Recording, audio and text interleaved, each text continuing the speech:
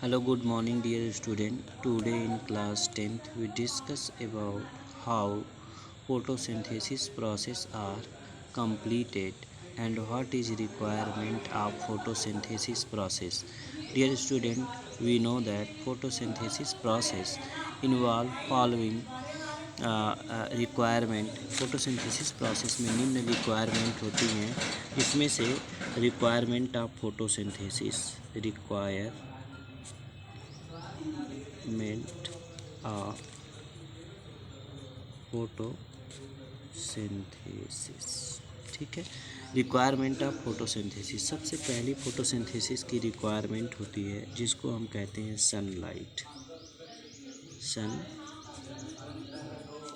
सबसे पहली रिक्वायरमेंट क्या होती है? सनलाइट एक ऐसा सोर्स है एनर्जी का जिसकी वजह से प्लांट इस सनलाइट को एब्जॉर्ब करके और इस फोटो एनर्जी को केमिकल एनर्जी में कन्वर्ट करते हैं। और जैसे ही ये फोटो एनर्जी केमिकल एनर्जी में कन्वर्ट हो जाती है और वह केमिकल एनर्जी क्या कहलाती है कि कार्बन डाइऑक्साइड और वाटर को कंबाइन करने के बाद क्या करती है कि ये पूर्ण रूप से फूड का फार्मेशन करती है। तो इस तरह से सबसे पहला जो नेसेसरी कंपाउंड होता है उसको सनलाइट, ठीक है। और it is the main source of energy, it is the main source of energy. ये मेन सोर्स है किसका? एनर्जी का। अब दूसरा जो है, दूसरे को हम कहते हैं water and CO2।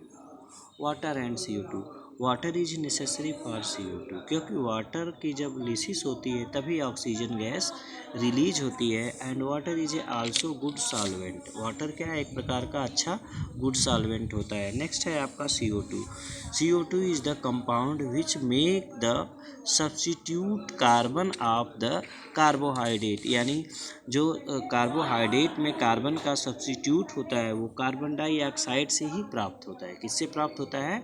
Carbon dioxide से ही प्राप्त होता है। तो दूसरा चीज़ क्या रिक्वायरमेंट हो गया? Water and carbon dioxide.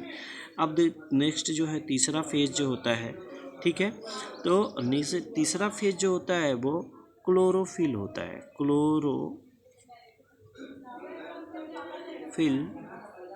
Pigment, ये क्या होता है? Chlorophyll pigment. क्लोरोफिल पिगमेंट एक ऐसा पिगमेंट होता है जो पाया कहाँ जाता है? क्लोरोप्लास्ट में। किस में पाया जाएगा? क्लोरोप्लास्ट में। क्लोरोप्लास्ट में एक पिगमेंट होता है जिसको हम कहते हैं क्लोरोफिल, और क्लोरोफिल पिगमेंट में कैपेसिटी होती है absorption of solar energy.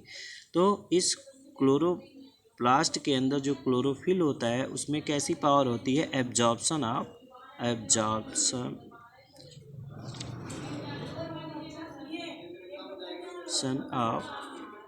Solar energy.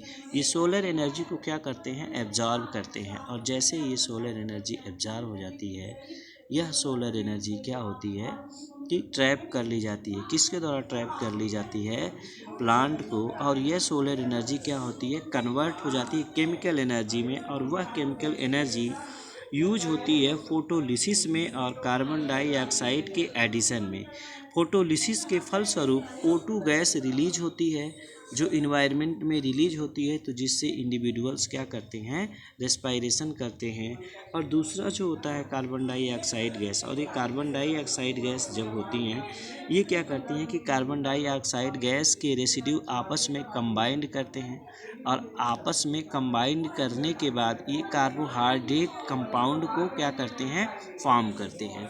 तो इस तरह से हम देख सकते हैं कि फोटोसिंथेसिस की जो रिक्वायरमेंट होती है वो मुख्य रूप से क्या क्या होती हैं? सनलाइट होती है, वाटर, CO2, क्लोरोफिल एंड जो है ये सारी कंडीशन डिपेंड करती हैं लाइट इंटेंसिटी पर। सारी कंडीशन किस पे डिपेंड करती हैं? लाइट इंटेंसिटी पर, कि कैसी लाइट इंटेंसिटी है और कितना फोटोसिंथेसिस का रेट होना चाहिए।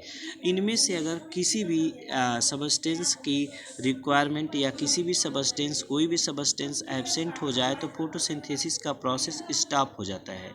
इसीलिए ये मेन और नेसेसरी प्रोसेस है किसके लिए? फोटोसिंथेसिस के लिए। इस तरह से पौधे क्या करते हैं? अपने फूड को प्रिपेयर करते हैं and it is your plant nutrition. Next video में नेक्स्ट के बारे में चर्चा करेंगे हम।